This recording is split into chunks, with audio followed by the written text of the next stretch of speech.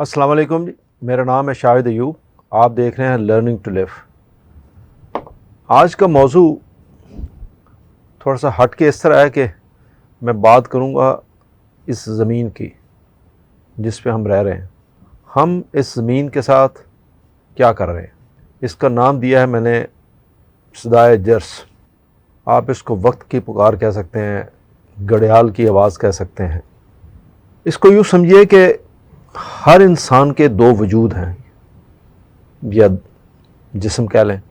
اسی طرح زمین کے بھی دو وجود ہیں.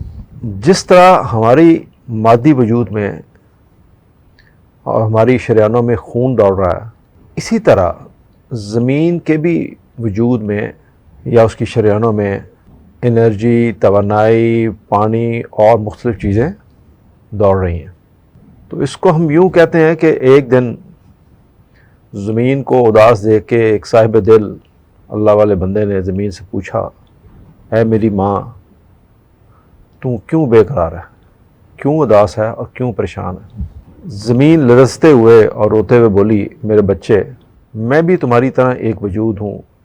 جس طرح تمہارے دو وجود ہیں اس طرح میرے بھی ہیں. جس طرح تمہارے جسم پر پھوڑے پھنسیاں نکلتی ہیں اور جس طرح تمہارے جسم میں کبھی زہر پھیل جاتا ہے یا سناٹ پڑتی ہے، اور جس طرح تمہارے جسم میں زہریلے مادہ پیدا ہوتے ہیں، اس طرح میرے وجود میں بھی تمہارے برے اعمال سے بیماریاں پھیل گئی ہیں.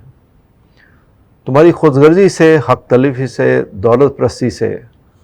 جس طرح تمہارے جسم میں زہریلے مادے پیدا ہوتے ہیں، اسی طرح میرے ظاہری وجود میں بھی اسی طرح کی چیزیں پیدا ہوتی ہیں، اور یہ سب کی سب تمہاری خود غرضی، حق تلفی، دولت پرستی اور اللہ کے رسول کی نافرمانی سے میرے وجود میں داغ پڑ گئے ہیں اور میرا زخم ایک ناسور بن گیا ہے. ہماری زمین جو ایک عالم ہے، اس میں مخلوق کے کئی عالمین آباد ہیں.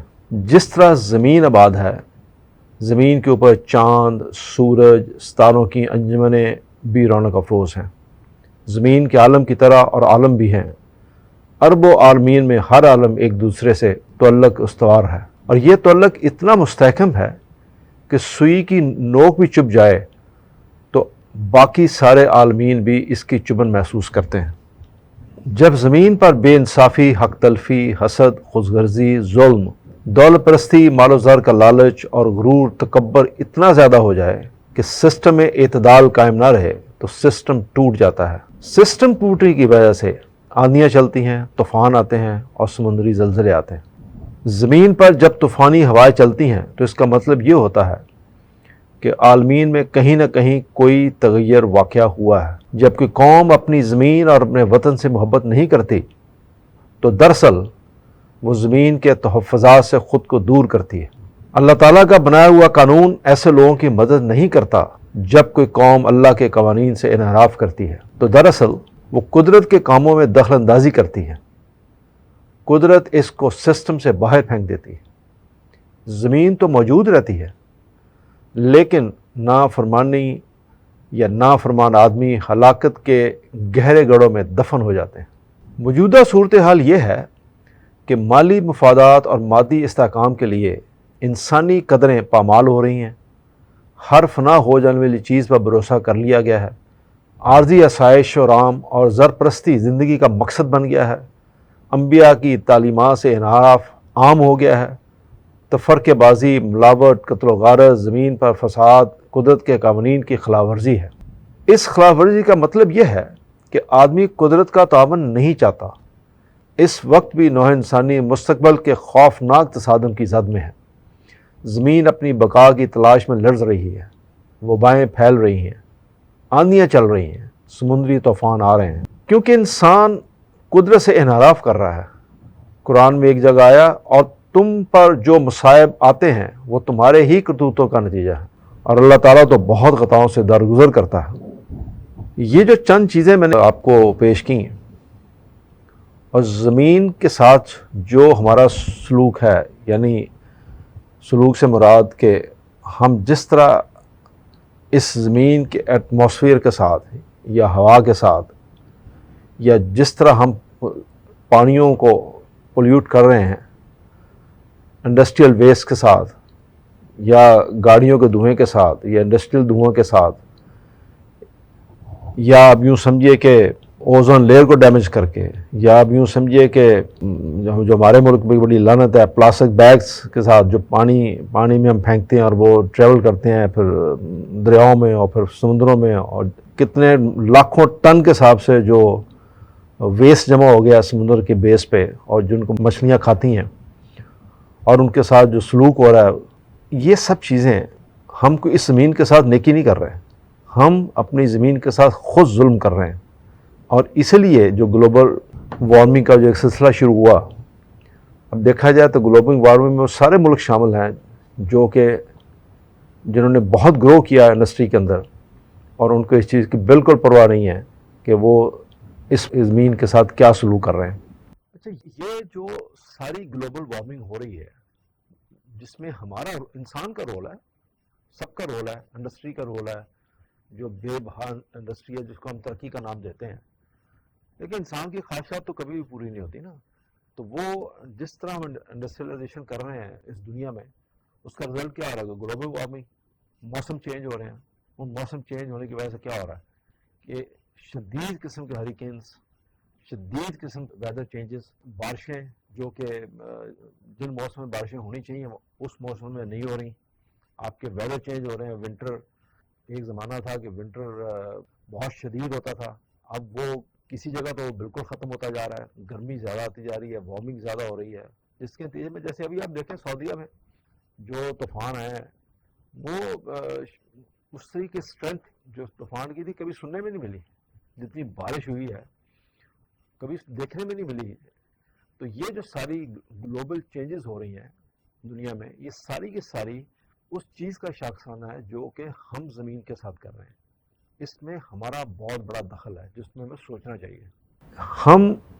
ہماری حالت یہ ہے کہ آج کے دور میں اگر کوئی گھر ہم نیا بناتے ہیں، اس گھر کی کاسٹ، میں آپ کو چھوٹی سی مثال دینے لگا ہوں، ایک گھر ہے اس کی کاسٹ آتی ہے آج کل، اگر آپ ایک کنال کا گھر بنائیں اس کی کاسٹ آ جاتی ہے 7 سے 8 کروڑ روپے، اور اس گھر کا جو اس گھر میں جو گلاس لگاتے ہیں باہر ہم، اور اس گلاس سے جتنی ہیٹ اندر جنریٹ ہوتی ہے گھر میں، اور پھر اس گھر کو ٹھنڈا کرنے کے لیے جتنے ایئر کنڈیشننگ اور جتنی انرجی ہمیں چاہیے، بجلی جسے بولتے ہیں، اور اس بجلی کو پروڈیوس کرنے کے لیے جتنا فرنس آئل یا آئل ہم جلاتے ہیں باہر سے امپورٹ کر کے، اگر آپ ان سب چیزوں کو دیکھتے جائیں، وہی گھر جس کے ہم نے 7-8 کروڑ پہ لگایا، اگر اسی کو اس میں کوئی 30 سے 35 لاکھ بجٹ میں اسی گھر میں اگر آپ گلاس کو چینج کر دیں، ونڈو کو چینج کر دیں، تو آپ کی جو کولنگ کاسٹ ہے، جو اس گھر کو ٹھنڈا کرنے کی جو کاسٹ ہے،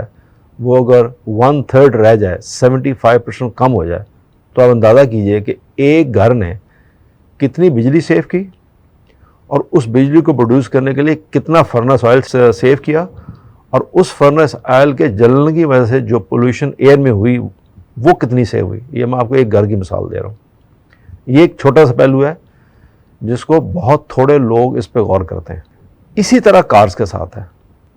کارز جو جتنا سموک، کاربن پروڈیوس کر رہی ہیں، جتنی گیسز پروڈیوس کر رہی ہیں، یا جن ملکوں میں، ہمارے جیسے ملکوں میں پبلک ٹرانسپورٹ نہ ہونے کے برابر ہے، اور ہر بندہ کار پہ یا موٹر سائیکل پہ ٹریول کر رہا ہے، اور وہ جتنی پولوشن ہو رہی ہے ہوا میں، تو ساری کی ساری ہم زمین کو پولیوٹ کر رہے ہیں، اس کے آب و ہوا کو پولیوٹ کر رہے ہیں، اور اس کا اثر پھر لیٹر آن ہماری صحت پہ بھی ہوتا ہے۔ یعنی ہم دیکھیں کہ جہاں پہ اوزون زیادہ ڈیمیج ہے، یا جہاں پہ الٹرا وائلٹ ریز زمین تک زیادہ پہنچتی ہیں، وہاں پہ بیماریاں بھی زیادہ ہیں۔ اسی طرح وقت کے ساتھ ساتھ جو ترقی یافتہ ملک ہیں، انہوں نے تو آہستہ آہستہ ڈیولپ کرتے انہوں نے وہ مشینیں بھی ایجاد کر لیں جن کے اوپر آپ کی گیسز پروڈکشن کی جو ریشو ہے، یعنی وہ اتنی ایفیشنٹ ہیں کہ وہ کام زیادہ کرتی ہیں اور ان کو انرجی کم چاہیے اتنا کام کرنے کے لیے۔ بٹ ہو کیا رہا ہے کہ وہ ساری دقیانوسی مشینیں، وہ ساری پرانی مشینیں ہمارے جیسے ملک امپورٹ کرتے ہیں، اور پھر ہم ان کو چلاتے ہیں۔ وہ مشینری، انڈسٹری کی وہ مشینری جو آج بھی بیس کر رہی ہے بہت زیادہ الیکٹریسٹی کنزمپشن کے اوپر، یا وہ بہت زیادہ دھواں چھوڑتی ہیں، جیسے آپ ایک ٹرانسپورٹ، جیسے ہمارے یہاں ٹرک ہیں ڈیزل پہ چلتے ہیں، جو ڈیزل انجن دنیا میں بن رہے ہیں وہ ख़ास طور पे कार्बन एमिशन को देखते हुए तो वो बहुत मॉडर्नाइज हो गया, बहुत डेवलप हो गया। लेकिन हमारे यहाँ वो सारे के सारे इंजन यूज़ हो रहे हैं जो आज से 30 साल पहले यूरोप में यूज़ होते थे या जापान में यूज़ होते थे। वो सारे हम इम्पोर्ट करते हैं और अपने एटमॉस्फेयर को पोल्यूट करते हैं। ये तो है हमारे हद तक, लेकिन बाकी जहाँ पे इंडस्ट्री बहुत ज़्यादा है और इतनी पोल्यूशन हो रही है हवा के कि ज़मीन अब यूँ कहिए कि चीखना शुरू हो गई है। तो इस पर कॉन्फ्रेंसेस बहुत हो रही हैं, बड़े मुल्क इस पे आ रहे हैं, बट जो लोग ज़्यादा डेवलप हैं उनमें से एक दो ऐसे भी हैं जो खुद उस एग्रीमेंट का हिस्सा नहीं है, जो साइन नहीं कर रहे उसको। तो ये एक छोटा सा टॉपिक था कि आज हम ज़मीन के साथ क्या कर रहे हैं। कोशिश करनी चाहिए कि हम अपने एटमॉस्फेयर को जितना कम से कम पोल्यूट कर सकें, अपना रोल जितना मैक्सिमम अदा कर सकें। हम अपनी गलियों को, अपनी ज़मीन को, अपने मोहल्लों को, अपने दरियाओं को, अपने समुद्रों को जितना साफ़ रख सकें, मैक्सिमम अपना रोल हमें अदा करना चाहिए। शुक्रिया। अस्सलाम वालेकुम।